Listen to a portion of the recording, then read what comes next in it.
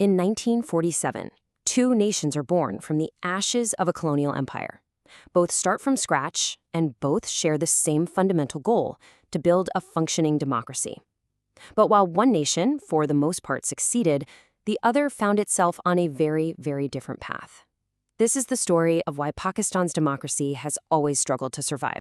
And you don't have to look far to see just how different those paths became, and how quickly. Let's just take a snapshot in 1970, only 23 years after independence.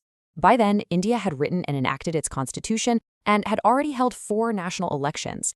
In that exact same time frame, Pakistan had only just managed to pass its first constitution, and it held exactly 0 general elections. That contrast, that's really the heart of the question we're looking at. And this number, 0, it might just be the most telling fact of all. In the entire turbulent history of Pakistan, not a single prime minister has ever completed their full 5-year term in office. Not one. It tells you everything you need to know about a system that's defined not by stability, but by constant, relentless disruption. So to understand why, you have to go right back to the beginning. The problems started where all new nations start, with the rulebook. The failure to create a solid foundation, a consensus on how to govern, laid the groundwork for everything that was to come. You see, after partition, Pakistan was basically running on an old interim colonial law. It took 9 full years for the country to adopt its own constitution. Just to put that in perspective, India, with all of its own immense challenges, had its constitution ratified in just under 3 years.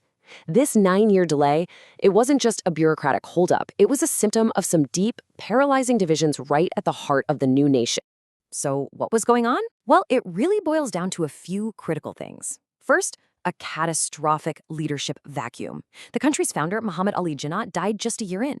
His successor, Liaquat Ali Khan, was assassinated. The nation was adrift. Then you had these fundamental, intractable disagreements between East and West Pakistan over everything from the official language to how political powers should be shared.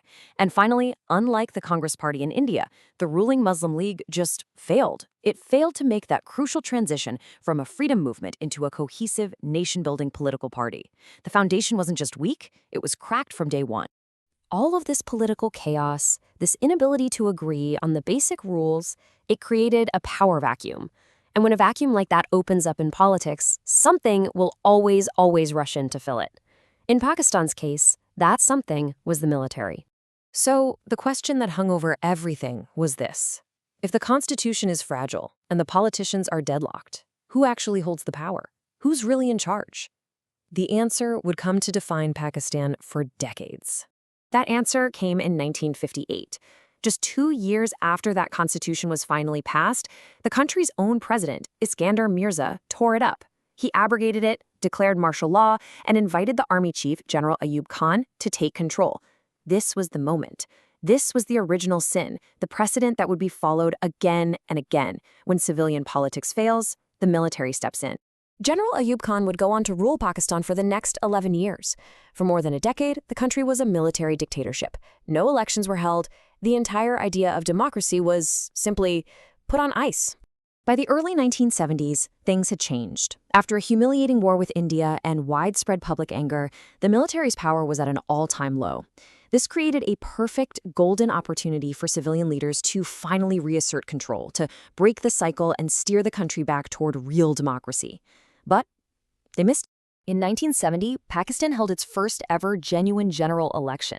The results were crystal clear. The Awami League, which was based in East Pakistan, won a decisive majority, 160 seats. They had a clear democratic mandate to govern the entire country. The Pakistan People's Party, led by Zulfikar Ali Bhutto in the West, wasn't even close. But the army, now in an alliance with Bhutto, simply refused to accept the result. They wouldn't hand over power to the democratically elected winners. This single decision led directly to a brutal civil war, Indian intervention, and the violent dismemberment of the country as East Pakistan broke away to become the independent nation of Bangladesh. It was a moment of profound national trauma and a total disgrace for the military. In the aftermath of that disaster, Bhutto took power in what was left of Pakistan. With the army on its knees, he had the perfect chance to build strong, independent civilian institutions and finally break the military's grip on politics. He could have taken the country in a completely different direction, but he didn't. Instead, he chose to consolidate his own power rather than strengthening the democratic system itself. So, when his own rule was challenged by massive protests in 1977 over claims of a rigged election, Bhutto made a fatal, tragic mistake. He fell back on the old playbook. He turned to the army for help, declaring martial law in the country's biggest cities.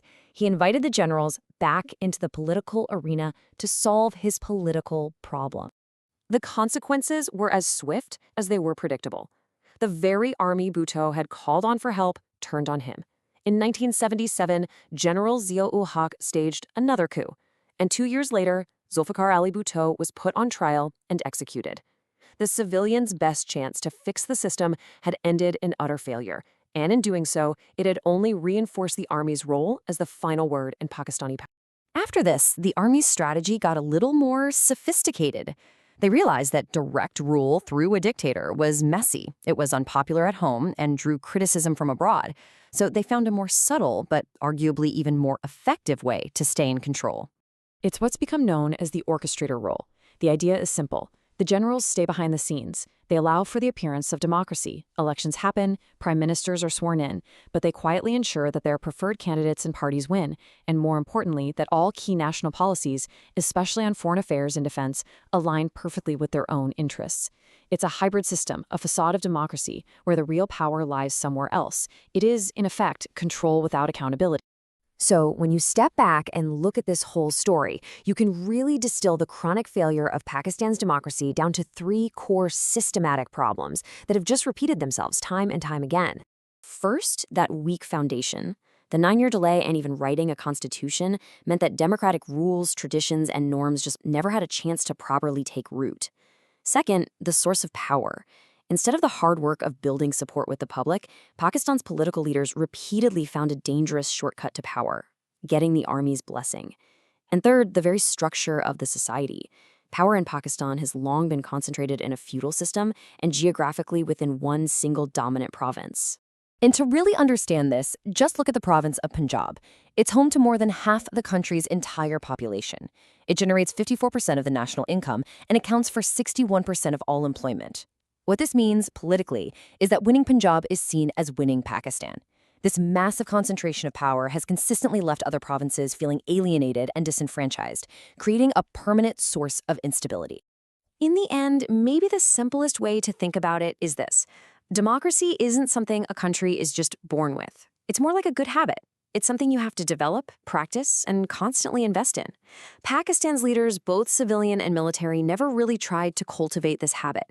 Instead, they created a cycle of bad ones that have proven incredibly hard to break. If you value thoughtful history and honest analysis, like this video and subscribe.